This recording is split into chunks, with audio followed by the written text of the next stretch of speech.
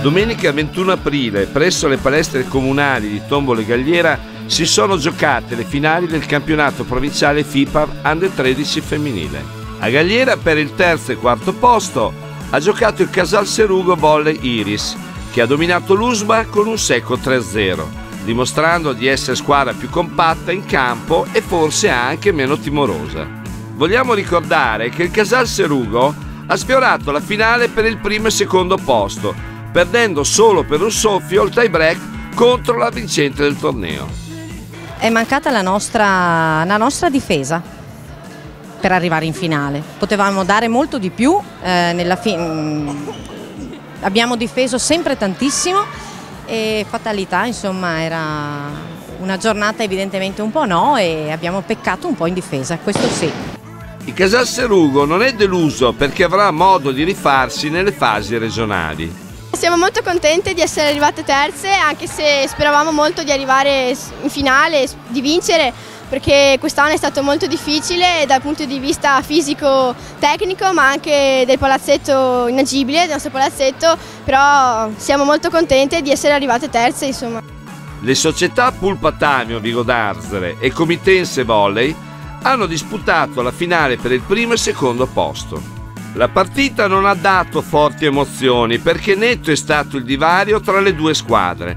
Non è mai stato messo in dubbio il risultato perché la campionessa provinciale Comitense Volley ha dimostrato un gioco più incisivo in battuta e attacco.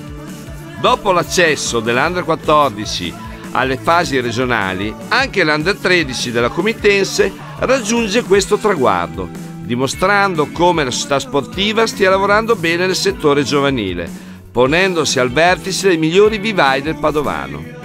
Ma penso che questo successo, questo doppio successo, perché essere arrivati secondi in 14 e aver vinto oggi l'Under 13, ripetersi, perché abbiamo vinto anche l'anno scorso il 13, ripetersi credo che sia il risultato, il prodotto del lavoro che stiamo facendo in questi anni sul settore giovanile.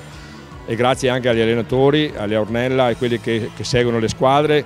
Credo che abbiamo raggiunto degli obiettivi che ci eravamo prefissi all'inizio dell'anno, non era quello di vincere logicamente, ma di giocarsela fino alla fine, e credo che quest'anno questa squadra, che ha fatto tutte le partite e non ha perso, ha vinto tutte le partite senza perdere un set, credo che sia stato la cosa migliore per la Comitense. Logicamente bisognerà continuare a lavorarci sopra e lavorare anche dietro del 13 per poter proseguire con quello che abbiamo iniziato da 3 anni a questa parte e poter un domani trovarsi delle ragazze che vanno nelle categorie superiori e darci soddisfazioni ulteriori.